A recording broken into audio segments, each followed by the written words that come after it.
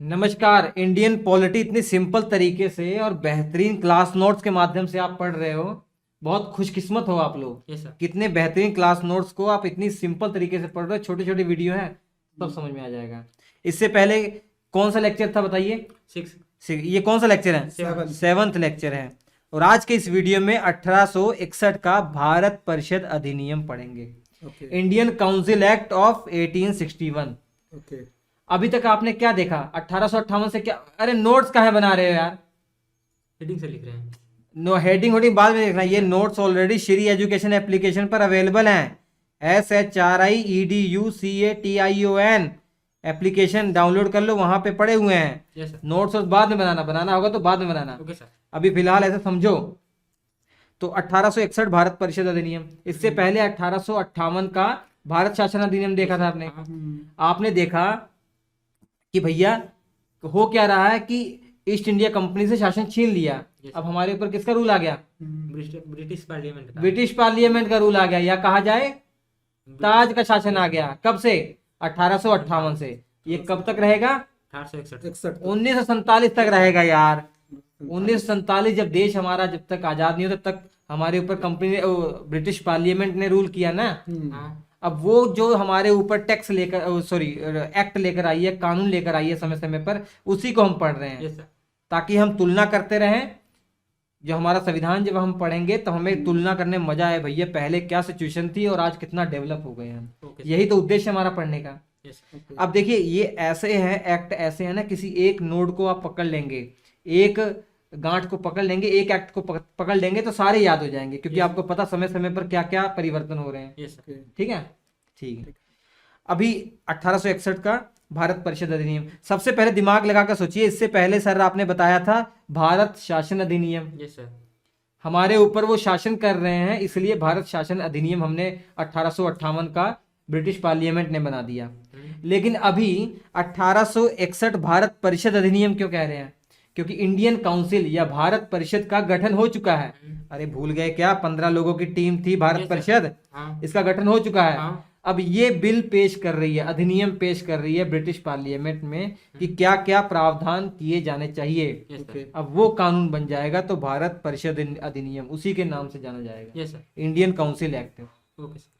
अब यहाँ पर देखिए, ब्रिटिश सरकार को महसूस हुआ भैया अगर इंडिया का शासन शांतिपूर्वक चलाना है, कि मतलब 1857 की तरह और दंगे ना हो जाएं कि हमारी खटिया खड़ी हो जाए, अगर शांतिपूर्वक चलाना है तो इंडियन को भी भारत के इस सिस्टम में शामिल करना पड़ेगा। Yes sir. जो शासन वाला सिस्टम है, सरकार का सिस्टम है, सरकार में शामिल करना पड़ेगा। किसको? इंडियन को, भारत के लोगों को। तभी हो सकता है कि इंडिया के लोगों को लगे कि भैया हमारा रिप्रेजेंटेटिव भी सरकार का हिस्सा है, यस सर। तो बगावत होने के चांस कम हो जाएंगे, बगावत होने के चांस कम हो जाएंगे। इसी उद्देश्य से ये एक्ट आया। अब इसकी विशेषता क्या है समझने का प्रयास कीजिए, एक एक चीज। मच्छर काट लिया क्या टकले पे यार? चलिए देखिए, पहली विशेषता क्या है?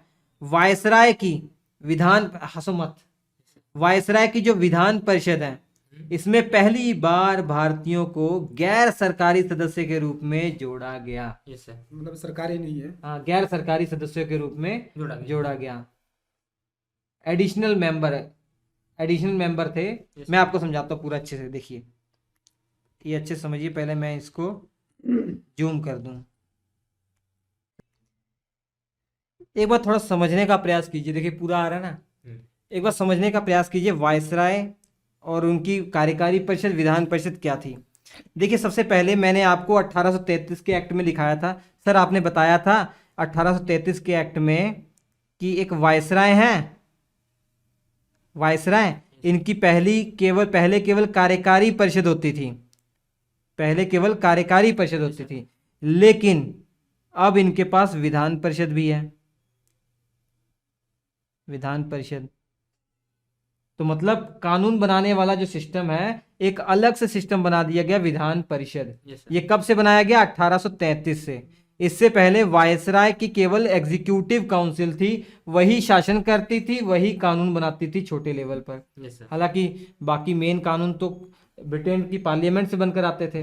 जो लोकल लेवल पर छोटे छोटे कानून ये कार्यकारी खुद बनाते थे, खुद इस पर शासन करते थे। लेकिन 1833 के एक्ट से विधान परिषद निर्माण कर दिया गया। इसमें वास्तव में किया क्या गया, देखिए जो विधान परिषद का काम क्या होगा, कानून बनाना। तो इस विधान परिषद के अंदर वो सदस्य भी शामिल हैं जो ये कार्यकारी सदस्य हैं।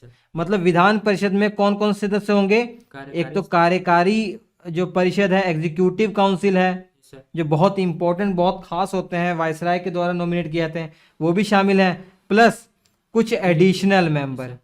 कौन से मेंबर, एडिशनल मेंबर।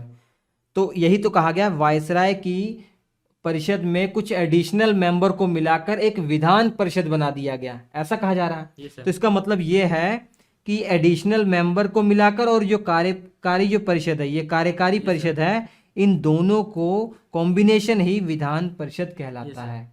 ऐसा नहीं है कि वायसराय की कार्यकारी में अलग सदस्य हैं और विधान परिषद में अलग सदस्य हैं, नहीं। वायसराय मैं हूं, मेरी एक एग्जीक्यूटिव काउंसिल है जिसके द्वारा मैं शासन कर रहा हूं, वो मान लीजिए 5 लोग हैं जिसके द्वारा मैं शासन कर रहा हूं। अब एक विधान परिषद है जिसके द्वारा मैं कानून बना रहा हूं। जो विधान परिषद होगी इसमें वो 5 लोग भी शामिल होंगे। 5 लोगों के अलावा कुछ और शामिल होंगे, उनको एडिशनल मेंबर कहा गया, अतिरिक्त सदस्य कहा गया है। ये सिस्टम है। मैं आपको गारंटी देता हूं जितने बच्चे पढ़ने वाले हैं 70 से 80% बस याद कर लेते हैं, उनको अंदर की बात नहीं समझ में आती, इसलिए आगे जो चीजें आने वाली हों वो रटते हैं, लेकिन आपको रटना नहीं पड़ेगा, ये मेरा वादा है। अब ये सब मिटाकर मैंने देखिए क्या लिखा हुआ है यहाँ पर। हमारा दूसरे पॉइंट की विशेषता क्या है, हमने विशेषता आपको बताया कि भैया इस 1861 वाले एक्ट की विशेषता ये है कि जो अतिरिक्त सदस्य थे उनमें इंडियन को जोड़ा गया। अब समझने का प्रयास कीजिए। अब वायसराय की एक कार्यकारी परिषद है और एक विधान परिषद है। ये विधान परिषद क्या है, अतिरिक्त सदस्यों को और कार्यकारी परिषद को मिलाकर ही विधान परिषद बनी होती है।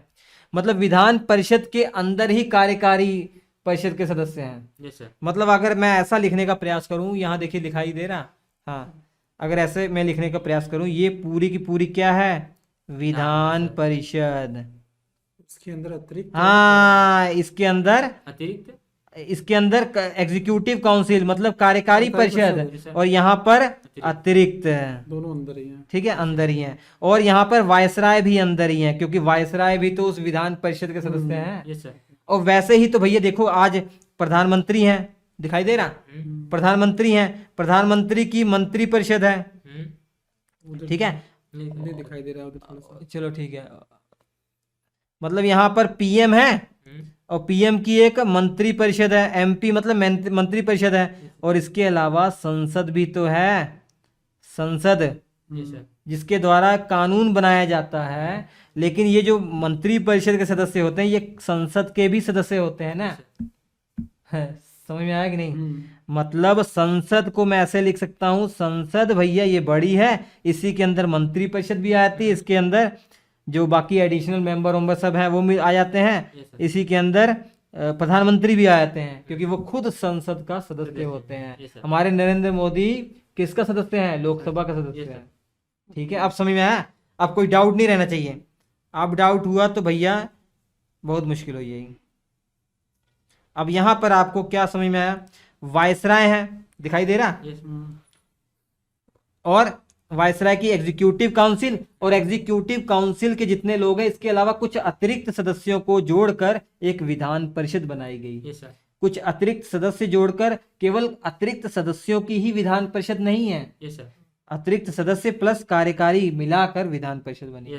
अब ये अतिरिक्त सदस्य जो जोड़े जाते थे ना, ये किसके द्वारा जोड़े जाते थे, वायसराय के द्वारा। लेकिन इसमें ये जो जोड़े जाते 2 प्रकार के होते थे, एक तो ऑफिशियल होते थे, सरकारी होते थे, एक नॉन ऑफिशियल गैर सरकारी।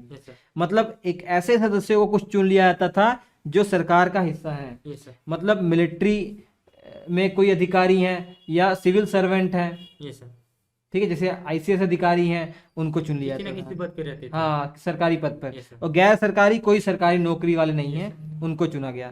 और हमारे इस 1861 में पहली बार इंडियन को अतिरिक्त सदस्य के रूप में जोड़ा गया, वो भी गैर सरकारी। कितने लोगों को जोड़ा गया, 3 लोगों को जोड़ा गया। समझ में आ गया। अब सारा फंडा क्लियर है। अब सारा फंडा क्लियर है बच्चों? आप लोगों को समझ में आ गया होगा तो एक बार थैंक यू जरूर बोल दीजिएगा। बहुत सिंपल तरीके से मैंने आपको एक्सप्लेन किया, ये आ गया। चलिए ठीक है, ये किसी भी किताब में ऐसा इंफॉर्मेशन नहीं है आपको, यस सर। ठीक है? पूरा रिसर्च करेंगे इसको तब आपको ये समझ में आएगा। Yes sir. अब 3 सदस्य कौन थे जो 1861 वाले एक्ट में जोड़े गए? ये sir Dinkar Rao, yes sir. Banaras के राजा, पटियाला के राजा। Yes, किसके द्वारा नॉमिनेट किए गए? किसके द्वारा? वायसराय के द्वारा। Yes, उस समय वायसराय लॉर्ड कैनिंग थे। Yes sir. ये प्रावधान तो 1861 वाले एक्ट में किया गया था, लेकिन 1 साल के बाद इस एक्ट पर अमल किया गया और लॉर्ड कैनिंग ने 3 इंडियन को भारत की जो विधान परिषद है Yes, sir. उसके अतिरिक्त सदस्यों के रूप में जोड़ लिया। Yes sir. अब समझ में आ गया? Yes, sir. चलिए अब दूसरी विशेषता क्या है वो समझने का प्रयास कीजिए। आ रहा ना, सब कुछ क्लियर है? दूसरी जो इसकी विशेषता है भैया, मद्रास, बम्बई और जो अन्य प्रेसिडेंसियां थी यस सर। उनको कानून बनाने की शक्ति फिर से दे दी गई। Yes sir. भैया 1833 वाला एक्ट आपने पढ़ा, ये क्या छोटा मोटा हो जाता पेन। 1833 का एक्ट आपने पढ़ा। 1833 में क्या किया गया था? पूरा सिस्टम सेंट्रलाइज कर दिया गया यस था। सर। मतलब इसकी शुरुआत तो 1773 से हो रही थी।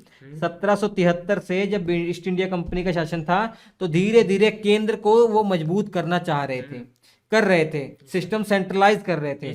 और 1833 आते आते सेंट्रलाइज की हद ही पार हो गई कि की पूरी पावर सेंटर को दे दी गई। राज्यों से जो गवर्नर हैं, प्रांतों में गवर्नर हैं, उनसे अधिकार छीन लिया गया कानून बनाने का। Yes sir. केवल किसके पास था? भारत के गवर्नर जनरल के पास था। लेकिन अब कंपनी का रूल हट गया है, किसका रूल आया है? British parliament. पार्लियामेंट का रूल आया। तो उन्होंने यहाँ पर विकेंद्रीकरण मतलब डिसेंट्रलाइजेशन, क्या है? डिसेंट्रलाइजेशन, शक्तियों का बंटवारा, शक्तियों का विभाजन। अब जो मद्रास, बंबई और अन्य प्रेसिडेंसियां थी इनके गवर्नर को फिर से कानून बनाने की शक्ति दे दी गई। मतलब प्रांतों को फिर से कानून बनाने का अधिकार दे दिया गया। तो 1861 से क्या शुरुआत हो गई? क्या शुरुआत हो गई? डिसेंट्रलाइज का शुरुआत हो गया, यस सर। विकेंद्रीकरण करने का शुरुआत हो गया। जैसे आज हमारा सिस्टम डिसेंट्रलाइज है, शक्तियां बांटी गई हैं ऊपर से नीचे तक। केंद्र के पास शक्ति है, राज्यों के पास शक्ति है, और नीचे हमारी जो लोकल गवर्नमेंट है, आपके पंचायत, नगर पालिका, उनके पास भी। ठीक है, यस सर। समझ में आ गया? अब इसके अलावा वायसराय की कार्यकारी परिषद, एग्जीक्यूटिव काउंसिल, अभी एक भी इंडियन नहीं है इसमें। 1861 चल रहा है, कोई इंडियन नहीं है इसमें। एक सदस्य और बढ़ा दिया गया। अब टोटल कितने सदस्य हो गए? 5 सदस्य कर दिए गए, एक सदस्य और बढ़ा दिया गया। इसके अलावा विभागीय प्रणाली या कैबिनेट सिस्टम, जैसे आज कैबिनेट सिस्टम है, कैबिनेट मिनिस्टर जो है कि कोई वित्त मंत्री है, कोई शिक्षा मंत्री है, कोई रक्षा मंत्री है, उनको एक एक विभाग दे दिए गए हैं। अब यहाँ भी विभाग देने की शुरुआत हो गई, विभागीय प्रणाली, कि भैया आप कानून मंत्री हो, आप वित्त मंत्री हो, ये देना शुरू कर दिया गया। कब शुरू किया गया? 1861 वाले एक्ट में। Yes sir. 1861 वाले एक्ट में विभागीय सिस्टम, कैबिनेट सिस्टम शुरू कर दिया गया। जो एग्जीक्यूटिव काउंसिल के सदस्य हैं इनको विभाग देना शुरू कर दिए गए। इंपॉर्टेंट समझ में आ गया? ठीक है। तो यहाँ पर लोग कम है, सदस्य कम है, तो इसलिए एक सदस्य को 2 या 2 से ज्यादा विभाग दे दिए जाते थे। Yes sir. ठीक है। और लास्ट इसकी जो विशेषता है भैया, इमरजेंसी के टाइम पीरियड पर ऐसी कोई सिचुएशन आ जाए, इमरजेंसी पड़ जाए, तो वायसराय को ऑर्डिनेंस पास करने की शक्ति दे दी गई। जो आज हमारे जो राष्ट्रपति हैं उनके पास आर्टिकल 123 के तहत वो ऑर्डिनेंस पास कर सकते हैं। वैसे ही इस प्रकार की शक्ति पहली बार वायसराय को कब दी गई? 1861 के एक्ट के तहत। किसके? एक्ट के तहत। ठीक है। और ये इसका टाइम पीरियड कितना था? 6 महीने का। ये ऑर्डिनेंस का टाइम पीरियड 6 महीने, जैसे आज भी हमारे राष्ट्रपति ऑर्डिनेंस पास करते हैं, 6 महीने का उसका कार्य अवधि होता है। 6 महीने के अंदर कोई ना कोई जो है सदन का कार्यवाही होनी चाहिए, सदन का सत्र होना चाहिए, उसमें वो पास या फेल कर दो। अगर पास हो गया, कानून पास हो गया, तो वो ऑर्डिनेंस जो कानून है बना रहेगा, अदरवाइज फेल हो जाएगा। वही सिस्टम यहाँ है। आपातकालीन स्थिति में वायसराय को अध्यादेश जारी, ऑर्डिनेंस पास करने की पावर दी गई। Yes, sir. तो ये तो था आपका 1861 का भारत परिषद अधिनियम। Yes, sir. भारत शासन अधिनियम क्यों नहीं है, समझ में आ गया? ठीक है, कोई डाउट? No, sir. इसके बाद कल वाले वीडियो में आगे हम पढ़ेंगे। इसके class note Shri education application पर अवेलेबल है। मैं छोटा छोटा वीडियो इसलिए बना रहा हूँ ताकि आपको क्लियर हो जाए सारी। Yes, sir. ठीक है, श्री एजुकेशन एप्लीकेशन पर इसके क्लास नोट्स हैं, ले लीजिएगा, या 7888774245 पर व्हाट्सएप करके आप इंफॉर्मेशन ले सकते हैं। Yes, हम आपसे मिलेंगे अगले एपिसोड में। नमस्कार।